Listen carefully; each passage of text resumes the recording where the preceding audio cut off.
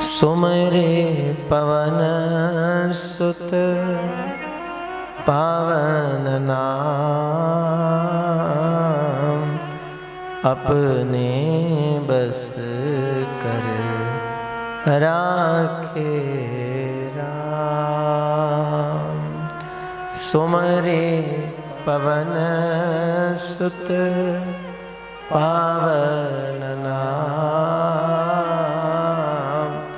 अपने बस कर राखे राम। भगवान को अपने वशीभूत करने का एक ही साधन है, और वो साधन क्या? जैसे तैसे नाम जपते रहो। गुरु से मिला अतिशय महत्वपूर्ण, बड़ी श्रद्धा युक्त होकर भाव से या बिना भाव के भी, जैसे भी हो नाम का आश्रय लो, नाम स्मरण करो। इसलिए सर्वप्रथम प्रथम श्लोक में वेद व्यास जी ने भगवान के नाम का आश्रय लिया है। श्री कृष्णाय वयम नमः। हम श्री कृष्ण को नमन करते हैं। ये कथा कहाँ कही जा रही है? वेद व्यास जी ने जिसका स्मरण किया वो बद्रीनाथ जी में। जो लोग बद्रीनारायण का दर्शन करके आए हैं, अलकनंदा के तट पर ऊपर चलो, माना गांव, हिंदुस्तान का आखिरी गांव माना गांव, जहां सरस्वती जी हैं। सरस्वती के सौम्य तट पर बैठकर वेद व्यास जी ये स्मृति कर रहे हैं, और तब ये शब्द बोल रहे हैं कि हम आपको प्रणाम करते हैं। किसको प्रणाम कर रहे हैं? श्री कृष्ण। अकेले कृष्ण नहीं, हमारे यहाँ युगल उपासना है। राधा कृष्ण, सीताराम, गौरी शंकर। तो प्रणाम किसे हो रहा है? किसको? श्री कृष्ण को। कौन से कृष्ण? जो श्री से युक्त है, जिनके साथ श्री जी हैं। श्री जी कौन है? राधा रानी। क्योंकि श्री कौन है? किशोरी जी कौन है? श्री कृष्ण की आह्लादनी शक्ति है, और वृंदावन के अधिष्ठात्री देवी, और उनके बिना कृष्ण की लीला अधूरी है। इसलिए हम आपको प्रणाम कर। अब हम बहुवचन है। अकेले व्यक्ति को अगर बात करनी हो तो उसको कहना चाहिए श्री कृष्णाय अहम नुमा, मैं आपको प्रणाम करता हूं। एक व्यक्ति सिंगुलर फॉर्म में बात करेगा, पर एक से ज्यादा होंगे तब शब्द प्रयोग होगा हम आपको प्रणाम करते हैं। अब अकेला व्यक्ति ये शब्द बोलता है वयम नुमा, वयम माने हम सब आपको प्रणाम करते हैं। अब यहाँ हम का क्या तात्पर्य है? बैठे अकेले हैं, लेकिन यहाँ हम का तात्पर्य है कि वेद व्यास कहते मैं अकेला नहीं, ये सरस्वती, ये पहाड़, ये पहाड़ों की कंदराएं, ये पेड़ पौधे, ये अलकनंदा का तट, ये प्रकृति, ये विश्व के जितने साधु संत महात्मा ऋषि मनीषी तपस्वी यशस्वी मनस्वी, सबके साथ सभी भक्तों के संग में मैं आपको कोटि कोटि नमन कर रहा हूं। लेकिन इसलिए मैं शब्द नहीं प्रयोग कर रहा, अहम नहीं कर रहे, हम सब आपको प्रणाम करते हैं। और फिर द्वितीय श्लोक में प्रवेश किया। यम प्रवजंतम अनुपेत पेत कृत्यम द्वैपायनो बिरहे कातुर आजुहाव पुत्रेति तन्मता तरवोभिनेदुस्तम सर्वभूत हृदय मुनि मानतो अस्मि। सुखदेव जी का ध्यान किया है। सुखदेव कौन? परम संत है। 12 बरस माँ के गर्भ में रहे, प्रकट नहीं होते। किस लिए? बोले प्रभु आपकी माया बड़ी प्रबल है। माँ के गर्भ जिसको नरक से तुलना की गई, क्योंकि जीव उल्टा लटका हुआ है, दिन रात उसे पीड़ा का एहसास होता है, वो रो रहा है और भगवान को याद करता है, प्रभु किसी प्रकार से कृपा करें, मैं इससे बाहर जाऊं, इस नरक से बाहर जाऊं, मैं दिन रात आपको भजन करूंगा। ये वादा उनको करता है। कहां पर? माँ के गर्भ में। क्योंकि जो भी माँ खाती है, तीखा खट्टा जैसा भी खाए, तो उसकी कोमल वदन को उसकी वेदना होती है, बड़ी पीड़ा में, और उस पीड़ा में आग्रह करता है कि प्रभु आप कृपा करें और मुझे इस नरक की यात्रा से छुड़ाएं, मैं दिन रात आपको भजूं। और फिर होता क्या है? जैसे जीव संसार में आया तो आते ही सबसे पहले वो क्या करता है? जैसे जीव का जन्म होता है सबसे पहले वो क्या करता है? रोता है। सबसे पहले वो रोता है। अब विचार करो, जो नरक में था, दुख में था, पीड़ा में था, अब जब उसकी पीड़ा छूट जाए, जब उसे मुक्त हो जाए, उसको रोना चाहिए कि हंसना चाहिए? रोना तो नहीं चाहिए, हंसना चाहिए। अब ये भी बहुत बड़ी विडंबना, अगर संसार में जन्म लेने वाला जीव हंसने लगे तो आप ही डर जाओगे। अगर जन्म लेने वाला जीव हंसने लगे तो पहले आप ही डर जाओगे, क्योंकि आपको भी लगता है रोना आवश्यक है। पर रो क्यों रहा है?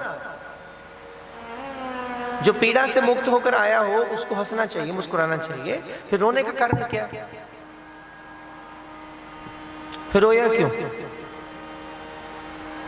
फिर रोने का कारण, क्योंकि विचार करना, दुख क्या है? किसी के पास भौतिक वस्तु का सुख नहीं है तो वो दुख नहीं है। गर्मी का मौसम है, आपके घर में एसी नहीं है तो वो दुख नहीं है। आपको धन की कमी तो वो दुख नहीं है। कितने कितने प्रकार की विक्षेपताएं जीवन में है, तकलीफ है, तो उन्होंने कहा वो दुख नहीं है। सबसे बड़ा दुख क्या है?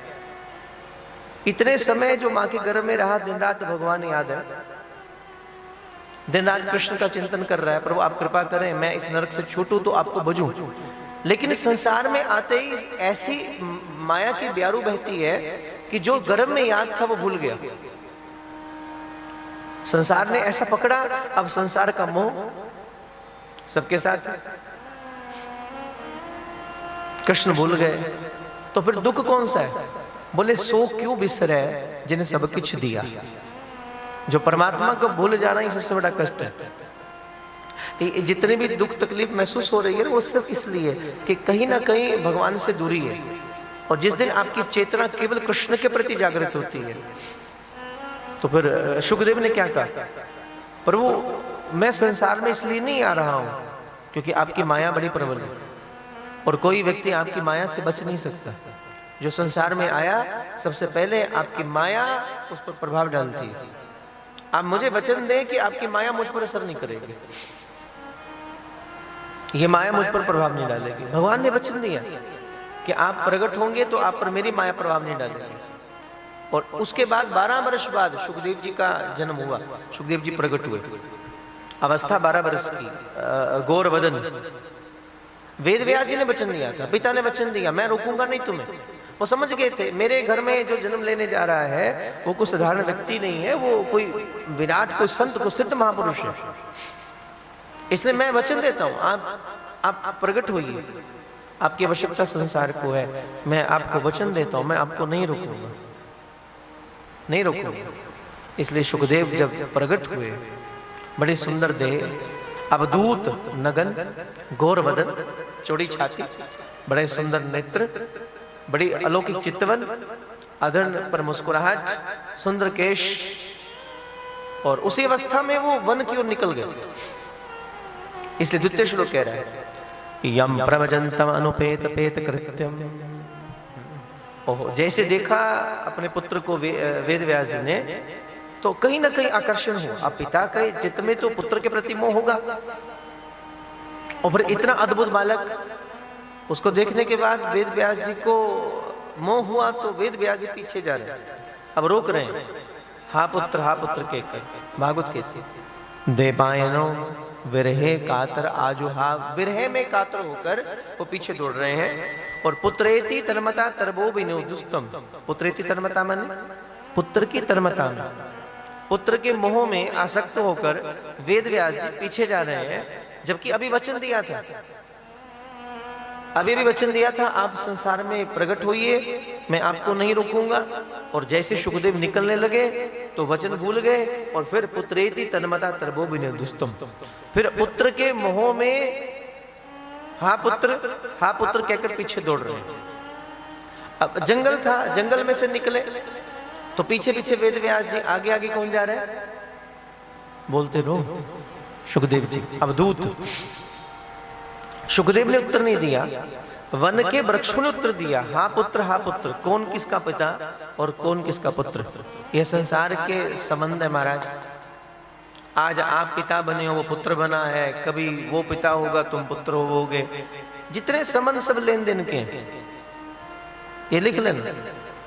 जिस दिन किसी से तुम्हारा लेन देन खत्म, तुम अपने रास्ते वो अपने रास्ते। ये बंधन भी तब तक है जब तक लेन देन चल रहा है, किसी प्रकार का लेन देन हो। आप यूं ही नहीं मिलते किसी से, कोई संबंध है। संबंध धन का भी हो सकता है, संबंध शरीर का भी हो सकता है, संबंध मन का भी हो सकता है, संबंध भावनाओं का भी हो सकता है, संबंध प्रेम का भी हो सकता है, संबंध भक्ति का भी हो सकता है। इसलिए पीछे चले। पुत्रेति तन्मता तरवो विनीदुस्तम। और कहते जिस मार्ग से जा रहे थे, रास्ते में एक बावली थी और बावली में कुछ स्त्रियां स्नान कर रही थी। उन्होंने सुखदेव को देखा निकलते, उन्हें कोई फर्क नहीं पड़ा, लेकिन जब वेद व्यास जी को देखा तो उन्हें संकोच हुआ, उन्हें लज्जा आई। तो वेद व्यास जी ने पूछा, बोले अभी अभी मेरा बालक सुखदेव मुझसे आगे निकला, अवधूत है, यौवन है, उसको देखकर तुम्हें लज्जा नहीं आई, उसको देखकर तुम्हें संकोच नहीं हुआ? मैं वृद्ध हूं, मैं तुम्हारी पिता की आयु का हूं, और मुझे देखकर तुम्हें संकोच क्यों हो रहा है? तो उस बावली में स्नान करने वाली स्त्री ने जवाब दिया, बोले गुरुदेव क्षमा कीजिएगा, हम जानते हैं आप वृद्ध हैं, हम जानते हैं कि आप हमारे पिता के आयु के हैं, लेकिन आपको ये तो पता है ना हम स्त्रियां हैं और आप पुरुष हैं।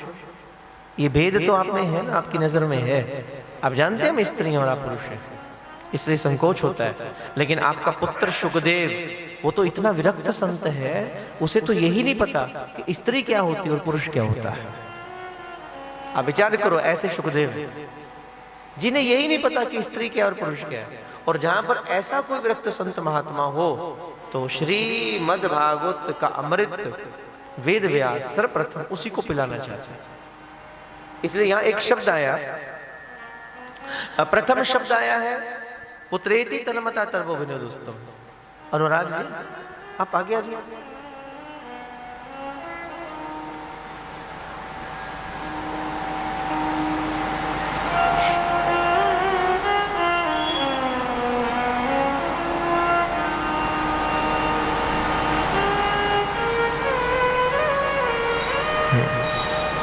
यहां प्रथम शब्द आया पुत्रेति तन्मता, पुत्र के मुंह में, है ना।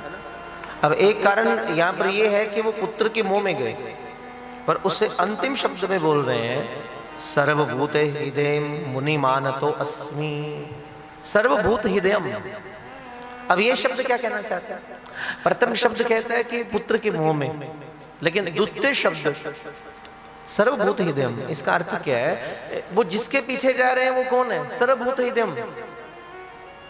सर्वभूत हृदय मतलब जो सबके हृदय में निवास करने वाला है, जो सबकी चित्तवृत्ति में रहने वाला है, जो घट घट वास की, जो ओमनी प्रेजेंट है, सर्वव्यापक है, सर्वत्र है, सर्वदा है। वेद व्यास किसके पीछे जा रहे हैं?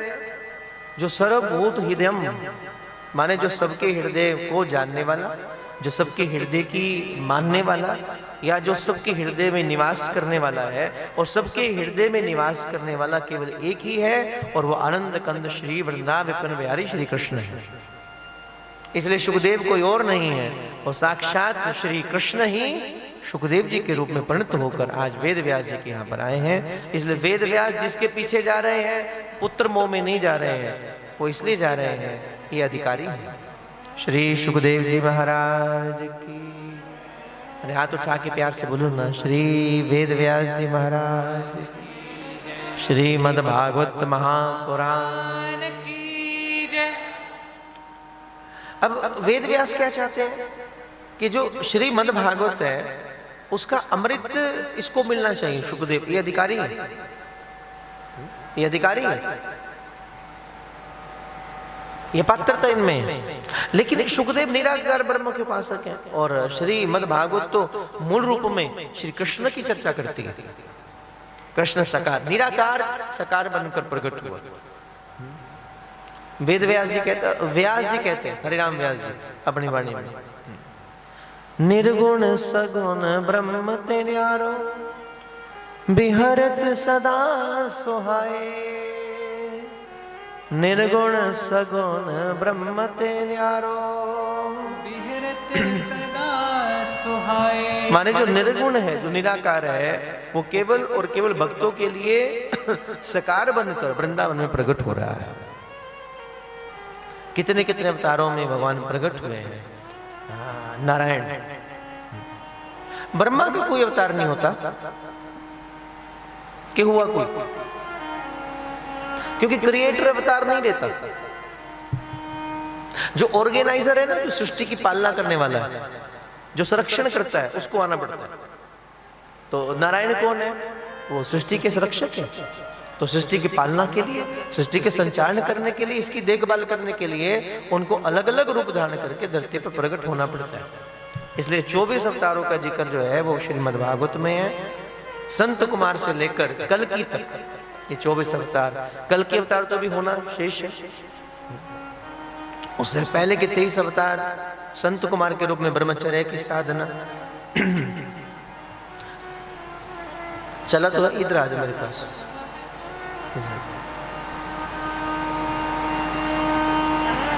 क्यों क्यों ये लो ना, ले जाओ। हाँ हाँ। श्री वृंदा विपिन बिहारी, थोड़ी आवाज में निकाल लो। श्री वृंदा विपिन बिहारी।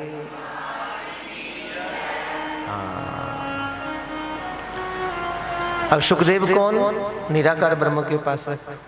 और श्रीमद् भागवत का अमृत वेद व्यास चाहते हैं कि ये अधिकारी है, इसके द्वारा इसको पान करवाया जाए। तो फिर क्या किया उन्होंने? अपने 2 शिष्यों को भेजा जंगल में। ये बड़ी सुनने वाली बात है। अपने 2 शिष्यों को भेजा कि तुम जाओ और जिस स्थान पर बैठकर सुखदेव चिंतन कर रहे हो, ध्यान कर रहे हो, ये मात्र 2 श्लोक, उनमें पहला श्लोक बोल देना। और फिर जब तुम कुछ प्रतिक्रियाएं देखो तो उसके बाद ये दूसरा श्लोक। तरीका बताया, क्योंकि वेद व्यास चाहते हैं कि सुखदेव वापस आए।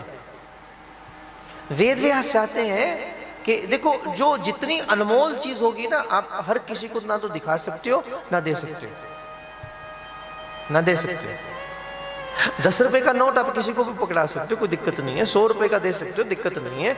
एक कोहिनूर आपके घर में हो तो आप संभाल कर रखोगे। सोना चांदी संभाल कर रखोगे तिजोरी में कि कोई देख ना ले। जितनी वस्तु अनमोल है उतना गुप्त हो जाती है, उतना जितनी चीज पर्सनल है उतना गुप्त हो जाएगी। इसलिए पर्सनल चीज को बड़ा छिपा कर रखा जाता है, हर किसी के सामने उसे उजागर नहीं किया जाता। हाँ, जो कुछ खास हो उसके सामने आप उसको प्रकट कर सकते हैं। श्रीमद् भागवत बहुत गुप्त है, अनमोल है, अद्वितीय है, अतुलनीय है। इसलिए वेद व्यास चाहते हैं मैं किसी अधिकारी पात्र को इसको प्रदान करूं। इसलिए श्रीमद् भागवत हर किसी को इसका अधिकार नहीं, ये भी ध्यान रखना। भागवत के 12 स्कंदों में प्रथम स्कंद अधिकार लीला का है। प्रथम स्कंद ये बताता है कि इसका अधिकार किसको है, सुनने का अधिकार किसको है, बोलने का अधिकार किसको है, वो अधिकार किससे प्राप्त है। तो वहां वक्ता और श्रोता के उन गुणों की बात की गई है कि अधिकारी कौन है। और अगर पूर्ण रूप से आप चर्चा सुने तो आप अनुभव करेंगे, जब अधिकार की बात आती है तो जिन गुणों की चर्चा की गई है उसे धारण करना अतिशय कठिन है, अतिशय कठिन, पात्रता चाहिए। इसलिए गुरु अधिकारी, जिसको अधिकारी समझता है, पात्रता देता है, उसको ही फिर ये रस प्रदान करता है। जैसे मानस का प्रसंग है केवट। केवट जी के यहाँ भगवान राम पधारे और केवट ने रघुनाथ जी के दोनों चरणों को गंगा के जल से धोया, भगवान के चरणामृत को हासिल किया और भगवान के चरणामृत को सबको बांटा।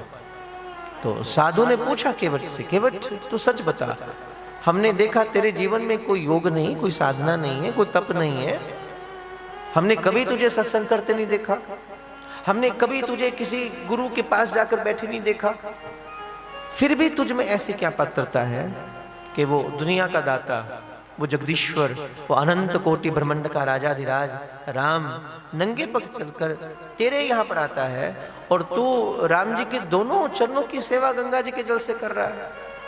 जो चरण बड़े बड़े योगियों को नहीं मिलते हैं, बड़े बड़े सिद्धों को प्राप्त नहीं होते हैं, उन्हीं श्री कोमल चरणों को तो अपने दोनों हाथों से धोता है। तो सच बता, तुझ में ऐसी क्या पात्रता है?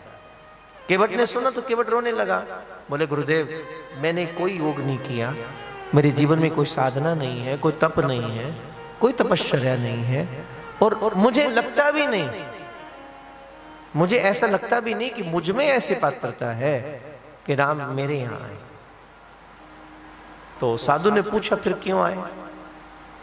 केवट रोने लगा, नेत्र भर आए, हाथ जोड़ लिए, बस मुझे इतना लगता है कि जिसको राम चुनते हैं वो पात्र अपने आप बन जाया करता है। इसलिए हम में पात्रता नहीं है, ये बात ध्यान रखना। ना हम में कैपेबिलिटी श्रवण करने की है, ना कुछ कहने की है, ये तो प्रभु कृपा करके चुन लेते हैं बस। इसलिए गुरु जिसको चुने उसमें पात्रता आती है। गुरु अधिकार देता है, हमें जो प्राप्त हो रहा है, जो ज्ञान मिल रहा है, वो कहां से आया? गुरु से। गुरु से। उसमें आपकी बहुत विशेषता नहीं है, उसमें गुरु आपको सेलेक्ट कर लेता है, और फिर जितना ज्ञान अद्भुत होगा, जितना वो वस्तु अनमोल होगी, उतना गुरु देखेगा पात्र हो कि नहीं। और हमारी संस्कृति में, हमारे भारत में सबसे अधिक अगर महत्ता किसी चीज की है तो वो केवल श्रीमद् भागवत कथा की। अतुलनीय है, ये हर किसी को नहीं दी जाती महाराज, और इसमें जल्दबाजी भी नहीं होनी चाहिए। जिस दिन गुरु समझता है ये तुम अधिकार में हो, वो अपने आप वो रस तुम्हें दे देता है, फिर मांगना नहीं पड़ता।